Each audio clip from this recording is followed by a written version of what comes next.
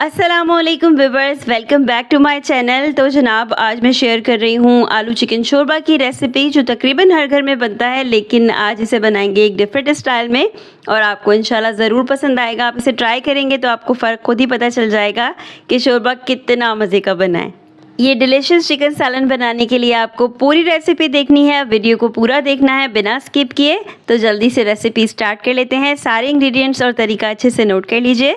सबसे पहले आपने किसी पतीली या कढ़ाई में आधा कप ऑयल ले लेना है। उसे करना है आपने थोड़ा सा गर्म। जब हल्का गर्म हो जाए तो फिर आपने इसमें डाल देनी है चिकन यहाँ पर ली है मैंने आधा किलो। आप अपने घर के हिसाब से रेसिपी को डबल या ट्रिपल कर सकते हैं। इसको आपने फ्राई करना है, तब तक फ्राई करना है जब तक इसका कलर सफ़ेद ना हो जाए। आंच आपने मीडियम टू हाई रखनी है ताकि चिकन जो है वो पानी ना छोड़े ज़्यादा। आपने इसको सारा बाहर निकाल देना है और इससे फ़ायदा ये होगा कि चिकन जो है वो बहुत ही टेस्टी बनेगा। इसमें फ्राइड चिकन का जो है वो टच आएगा। अब इसी ऑयल में आपने 4 मीडियम साइज़ के आलू जो है कटे हुए टुकड़ों में मुनासिब साइज़ के वो डाल देने हैं। उनको भी फ्राई करना है आपने। आलू अगर मीठे आ रहे हैं तो फिर आपने इनको काटने के बाद 10 से 15 मिनट के लिए नमक मिले पानी में रखना है। फिर निचोड़ के आपने इनको शामिल कर लेना है सालन में। बिल्कुल भी जो है वो फिर मीठे नहीं रहेंगे।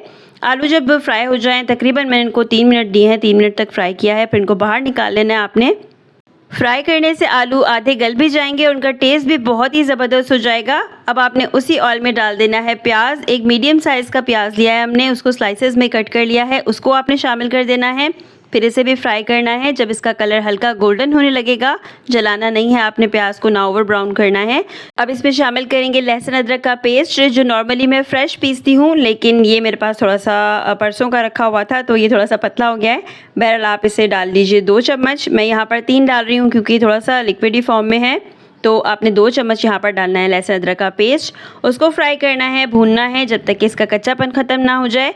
अब आपने इसकी आंच जो है वो बिल्कुल चूल्हे की हल्की कर देनी है, क्योंकि इसमें शामिल करने वाले हैं मसाला और वो मसाला जलने ना पाए, इसलिए आंच को मैंने बिल्कुल ही धीमा कर दिया है। अगर आप उसी आंच पर पका रहे हैं तो भी मसला नहीं है, बस साथ में फिर आप पानी का छींटा दे दीजिएगा।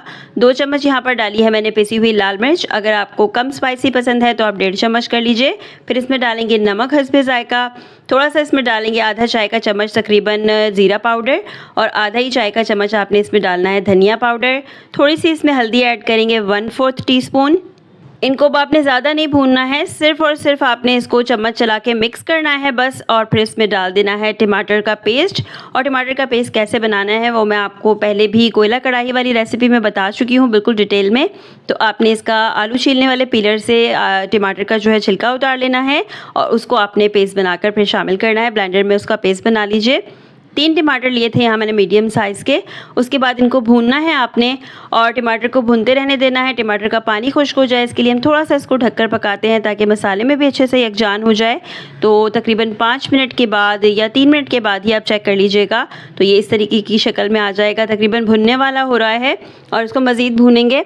अब आप याद रखिएगा कि भुनाई की जो है वो कब परफेक्ट हो जाती है, इसकी निशानी क्या है।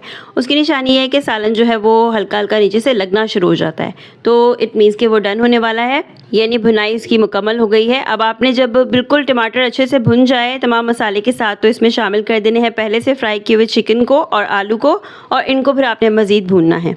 सारी चीज़ें क्योंकि हमने पहले से फ्राई करके डाली हुई हैं तो बहुत ज़्यादा टाइम नहीं लगेगा अब इसकी भुनाई में, लेकिन फिर भी आपको 5 से 7 मिनट तक इसको ज़रूर भूनना है। फ़र्क भी आपको नज़र आएगा, सालन का जो कलर है वो चेंज होता जाएगा और जो मसाला है वो अच्छे से जज्ब होता जाएगा इन बोटियों में और आलूओं में। भुनाई का स्टेप खाना पकाने में बहुत ही ज़्यादा इंपॉर्टेंट है, चाहे शोरबे वाला सालन हो चाहे भुना हुआ सालन हो, दोनों ही सूरतों में ज़रूरी है। आप देख सकते हैं कि 5 से 7 मिनट के बाद, 7 मिनट के बाद ये ऐसी शक्ल इख्तियार कर चुका है। मसाला जो है वो ऑयल छोड़ चुका है पूरी तरह से और आपको नज़र आ रहा है फ़र्क भी इसके कलर में। अब शोरबा बनाने के लिए हल्का नीम गर्म पानी आपने इसमें शामिल करना है। मैंने थोड़ी सी दूसरी पतीली में पानी गर्म कर लिया था। इतना मुझे शोरबा चाहिए। शोरबा बनाने का क्या तरीका है, कितना पानी डालें, तो जितना आपको शोरबा चाहिए होता है उससे थोड़ा सा आपने ज़्यादा रखना होता है, तकरीबन आधा गिलास, ताकि वो गलने में मदद दे दे और खुश्क हो जाए। बाकी शोरबा उतना रह जाएगा जितना आपको चाहिए। इसको मैंने तकरीबन 20 मिनट तक पकाया है। उसके बाद ऐसी शक्ल आ गई है, इट मीन्स कि सालन डन हो चुका है। अब आपने इसको गार्निश करना है हरे धनिए से। हरी मिर्चें मेरे पास इस वक्त नहीं थी, मगर आपने उनको स्किप नहीं करना। 2 हरी मिर्चें भुनाई में डाल दीजिएगा और लास्ट में भी आपने डालनी है 1 चम्मच। इसके ऊपर मैंने छिड़का है पिसा हुआ गरम मसाला। गरम गरम चपाती के साथ, ये चावलों के साथ बहुत ही मज़ेदार सालन आपको लगेगा।